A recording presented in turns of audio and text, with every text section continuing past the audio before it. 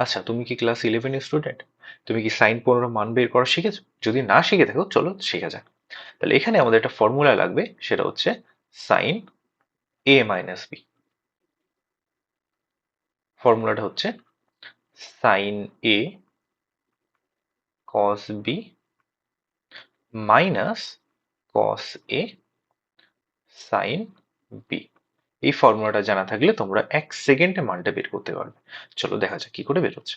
তাহলে এই সাইন 15 এটাকে আমরা লিখতে পাই সাইন 45 মাইনাস 30। কেন? এই 45 এর 30 এর মান অলরেডি আমরা শিখে এসেছি। তাহলে এক্স্যাক্টলি সূত্রে মান বসিয়ে দাও। কত আসবে? সাইন 45 কস 30 মাইনাস কস 45 সাইন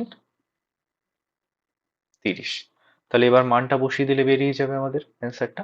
চলো দেখা যাক কত আসছে। সাইন 45 এর মান কত? 1/√2। কস 30 এর মান √3/2 মাইনাস কস 45 এর মান 1/√2 ইন্টু সাইন 30 এর মান 1/2। তাহলে এখানে ক্যালকুলেশন করলে কত আসছে আমাদের? উপরে আসছে √3/2√2 মাইনাস এখানে আসছে 1/2√2। তাহলে লসাগু করলে কত আসছে? 2√2 উপরে √3 - 1।